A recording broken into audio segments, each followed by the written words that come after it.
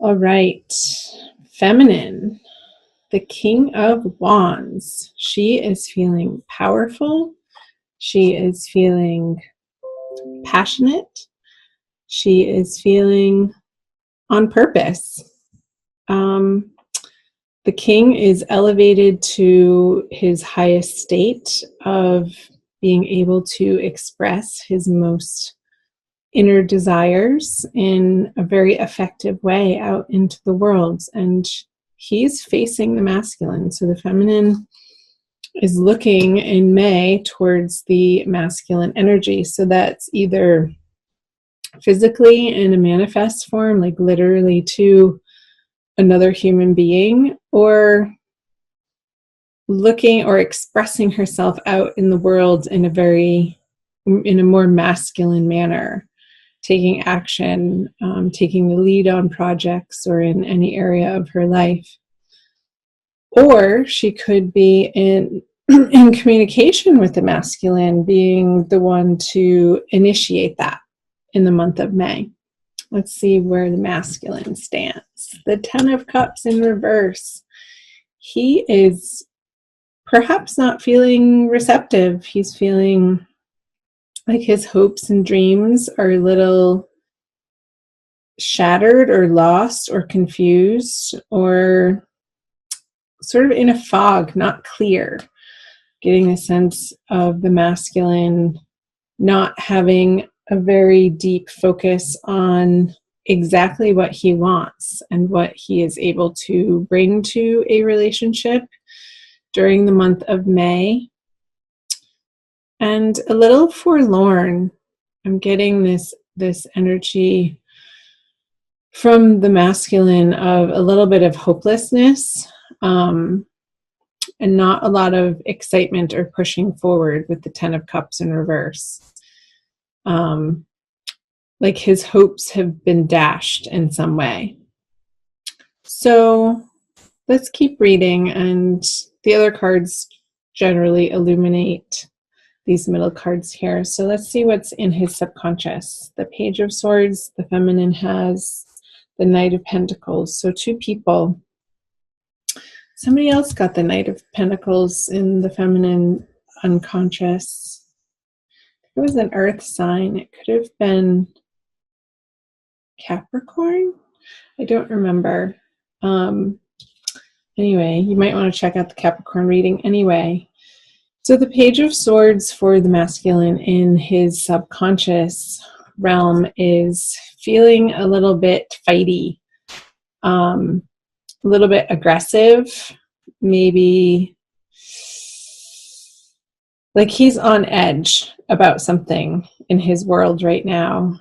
And there's a sense of anger just below the surface that isn't even necessarily about anything to do with what's happening in the present. I feel like it's old stuff bubbling up to the surface right now that maybe he hasn't dealt with in a direct manner that could be affecting his everyday experience of the Ten of Cups being in reverse. So a little bit of aggression and sharpness with words and just his reactionary state is just right there. Like whoever's around him might feel like they need to walk on eggshells because any little thing can tip him off with the Page of Swords in his subconscious.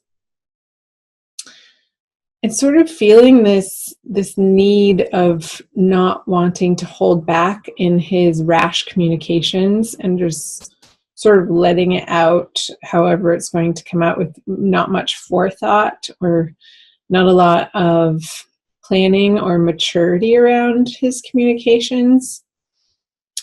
And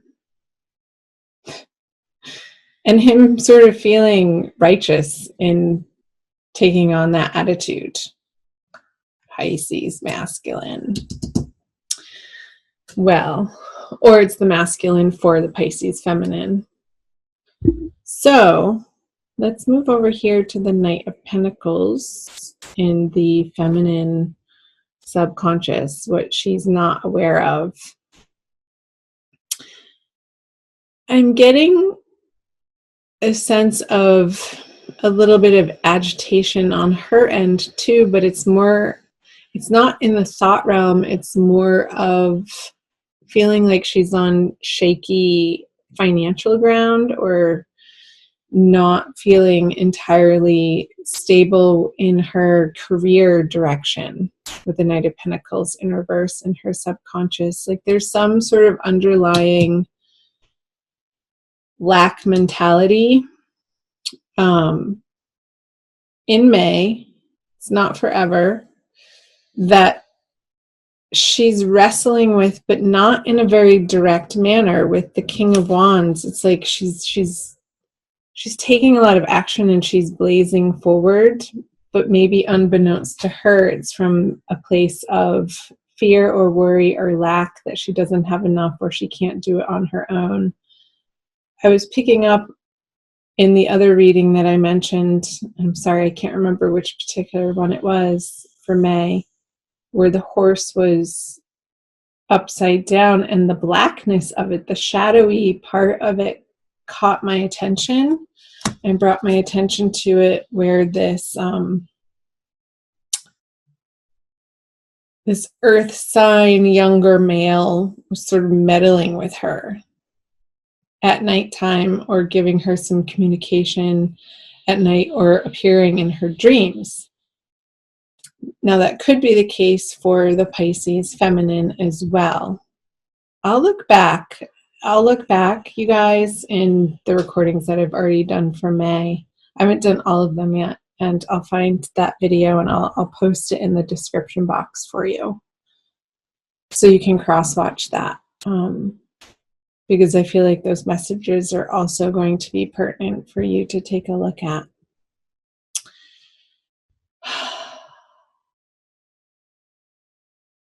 So yeah, I'm just gonna leave it there with the Knight of Pentacles, something about her, a sense of lack or fear or worry of not making ends meet, and that propelling this action in her everyday world to sort of put a band-aid on that, and as a remedy to this, which isn't a bad thing. Sometimes necessity breeds some really good action in our lives. So let's see what she has in her conscious energies. The 7 of Swords, and the masculine has the 8 of Wands in reverse, facing away from the feminine. Let's start over here with the feminine. It's like she's wanting to take more of her share, or what's not rightfully hers. And that could be somebody's attention. Like I said, the King of Wands is facing the masculine in this direction, and it's like she's poking at him to give her attention when he's over here sort of just being sad and a little irritable. And I feel like poking the bear is going to have some unnecessary fights be created between the two of you. And it's going to have the masculine over here retract back. He's retracting back his communication with the 8 of Wands in reverse and his conscious energy away from this partnership into a different direction. For the time being, that's not necessarily a bad thing, because if there is a type of communication where you're just going around and around in circles and nothing is getting resolved and it's just crazy making, sometimes what needs to happen is one or both of you need to hit the pause button and take a breather, take a break. So let's keep moving on to what the feminine brings. Is the 3 of Wands. It's like she's really impatient. She wants to move forward with something with a masculine, and let's see what it's being met with. The Sun. Okay. And it's like his playfulness and his laissez-faire, carefree attitude is what he's presenting to her, but without like doing, in her eyes, doing the serious work of what the real communication needs to be. It's like he wants to avoid that, and he just wants to be playful and goofy and fun and not really dive into the seriousness of these conversations of what she wants to address on this heavy level. And it's like this mismatch. I feel like it's going to have the feminine energy feeling like, okay, well, should I just pack up my wands and battle it out somewhere else with somebody else who's going to take me on a more serious level here? But she still is looking in the direction of the sun. So let me look at these. I feel like the burdens that she's carrying toward the masculine isn't even about him. It's like she's carrying these swords, these thoughts, beliefs from another relationship, and she's sort of dragging them with her in what she feels important. And they're actually not. They're actually encumbering her from meeting him in the sun energy over here on his side. And maybe that's why he doesn't want to engage in that type of communication. Like he's just sort of putting a squash on it with the 8 of Wands in reverse. Being like, no, come on, baby. I just want to have fun. I just want to be free and feel free and not burdened and encumbered with these heavy sort of guilty feelings in whatever area of life. And I feel it could be around sexuality, being on top of the King of Wands here. Like there's some sort of body shame from a past experience that the feminine still hasn't fully healed from. And that could be where the Knight of Pentacles in reverse in her subconscious is coming from, in a materialistic sense, like in a very grounded, earthly body sense of this inner conversation of maybe somebody in the past shamed her body, or she has this inner belief that she's not beautiful from the inside out. And when he tries to tell her that and wants to take her in all of her femininity, and she wants it too with this King of Wands card, but it's like this 7 of Wands is inhibiting her from traveling through and accepting that message of the sun from her counterpart, from her divine lover. So comment below if that's resonating for any of you. I'd love to hear. Let's flip over your conjoined outcome energy cards, the Emperor.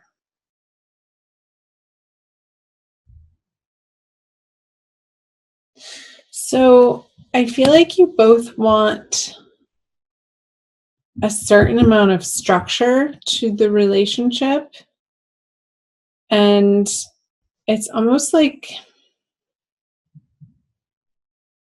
I want you each to rely on the feminine, to rely on this King of Wands energy, where you're very grounded and centered in your desires without letting this 7 of Wands conversation get in the way of that, and be able to move through the 3 of Wands towards the Emperor, meeting the masculine through the sun energy in his playfulness.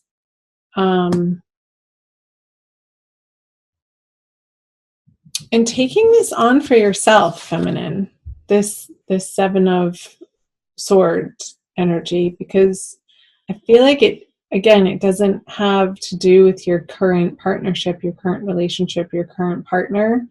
Like, see how he's, I don't know if you could tell, he's looking in the other direction, pulling these swords with him. And it's like these two swords here are these two individual people from the past, and it's you and another person, and what you're bringing with you is all this junk that you don't need to. From this past, maybe even a little bit mentally and emotionally abusive relationship. And it sort of gunked up your thinking in a way that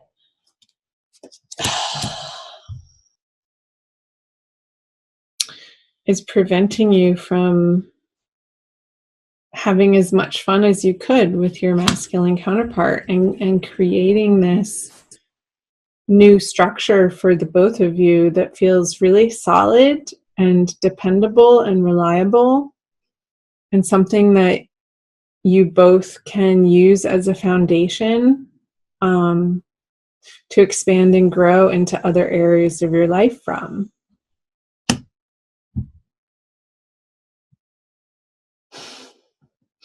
So I'm seeing the two rams here, to the two ram heads, and the amount of rock and stone and concrete, and how he's wearing his armor.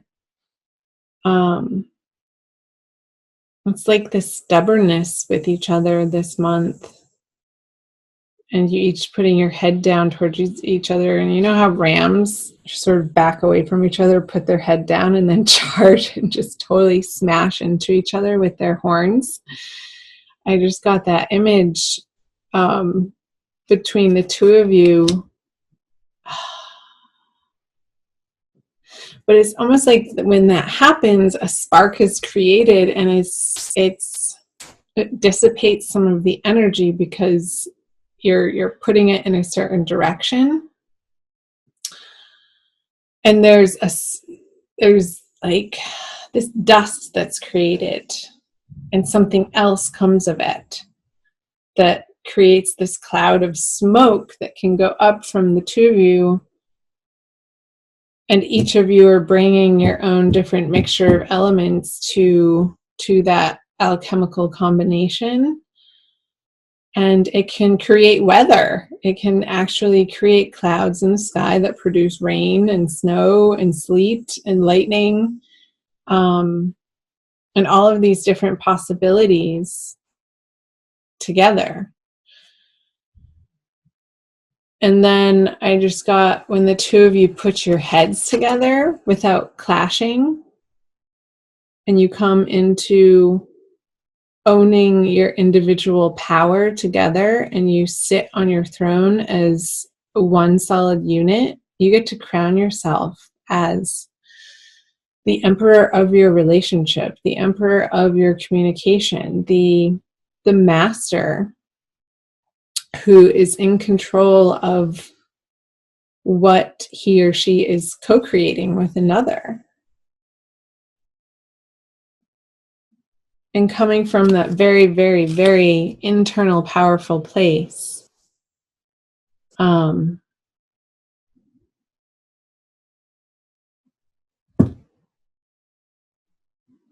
So click your heels together. I just saw him like clicking his heels together.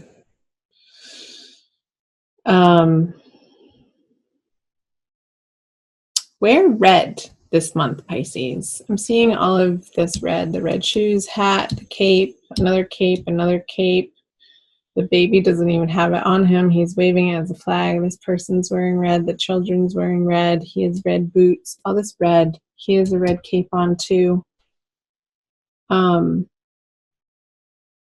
So something to do with your root chakra and grounding that out in the month of May. I'm going to pull a Crystal Wisdom Healing Oracle card for you, since I said the word chakra, by Judy Hall. For your oracle message for the month of May, Pisces.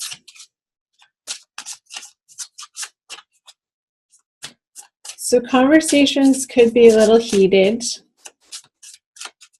Watch your words, watch your reactionary time. Take a breath before you speak and ask yourself, is this true